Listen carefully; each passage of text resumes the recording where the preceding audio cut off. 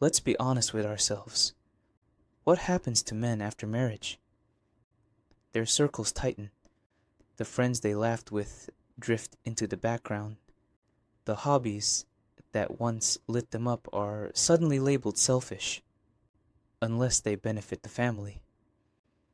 Free evenings vanish into errands and obligations, and money, once a symbol of independence, becomes pooled, negotiated, and often directed by someone else. This doesn't happen by chance. It happens by design, whether consciously or not. Women understand that the more isolated a man becomes from alternatives, the more loyal he becomes to the relationship.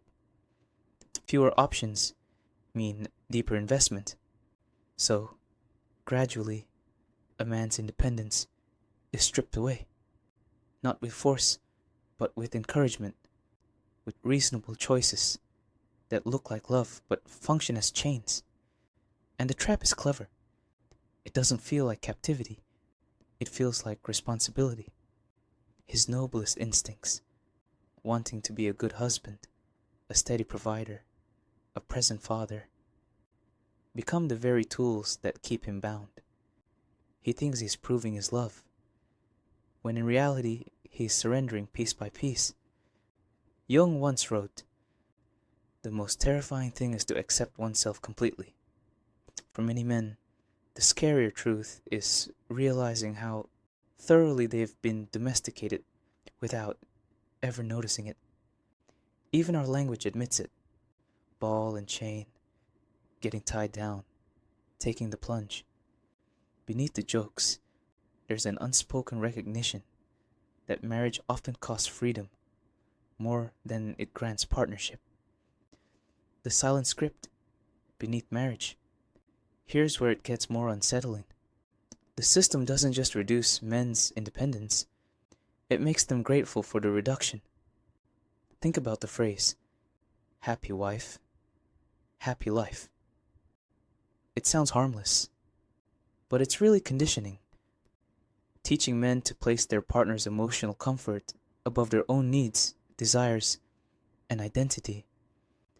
It creates a hierarchy where one person's happiness is the standard, and the other's well-being is simply the price of keeping peace. That isn't partnership. It's compliance, disguised as devotion. Philosopher Schopenhauer argued that a man is only truly himself when he is alone. But marriage, for many, strips away solitude, piece by piece, until he is no longer who he was. He is who his wife requires him to be. And the slide happens so slowly, most don't notice until they've already lost themselves.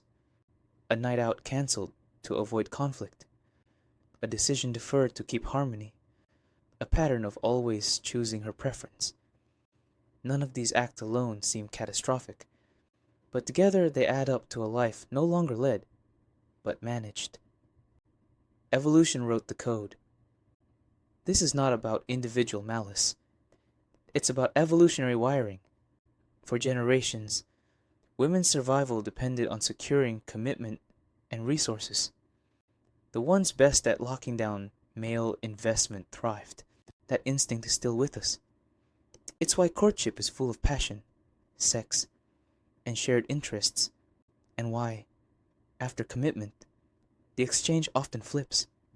Intimacy slows, demands increase, agreeability fades. It's not always manipulation, it's optimization. The programming says, secure resources first, then maximize benefit. Love with conditions. The truth most men avoid. Her love is conditional. It rests on your usefulness. Lose your job, falter in your health, become too predictable. And suddenly the devotion begins to fray. Statistics show that women initiate most divorces, not necessarily out of misery, but when the balance tips, when she believes she can do better or has already taken all the value she needs. And divorce doesn't mean release. Courts guarantee that your obligations continue. Alimony, support, divided assets. You may lose the marriage, but you keep the bill, the deeper wound. Yet, the hardest part isn't financial, it's psychological. Over years, a married man learns his needs matter less than stability at home. His job is to fix, to provide, to absorb. He becomes reactive, not proactive. Slowly, he internalizes what psychologists call learned helplessness, the belief that asserting himself is pointless because it only sparks conflict. Eventually, he starts defending the very system that suffocates him. He reframes sacrifice as love. He convinces himself discomfort is duty. He wears exhaustion like a badge, and culture reinforces it. Movies glorify the man who gives up everything for wife and kids. Religion calls for sacrifice as virtue. Even other men, trapped in the same cycle, repeat the story to justify their own choices. This is partnership. But deep down, many of them know it's servitude in better packaging. Why men stay trapped? Most men cling to the hope that they can do better to fix the imbalance. If they just earn more, look sharper, communicate clearer, then maybe the system will treat them differently. But that's like trying to negotiate with biology. Just as men are wired to notice youth and fertility, women are wired to seek provision and stability. These aren't conscious decisions. They're impulses written into us over millennia. You can't outperform programming. You can only understand it and navigate it. The way out. So what's the alternative? To hate marriage? To hate women? No. The alternative is sovereignty. A sovereign man understands that relationships are not unconditional. They are contracts, emotional, social, and sometimes legal. And every contract must be evaluated. What do I gain? What do I lose? Do the terms strengthen me or strip me? He never hands over his identity as the price of love. He recognizes that women's words and women's actions don't always align, so he watches behavior.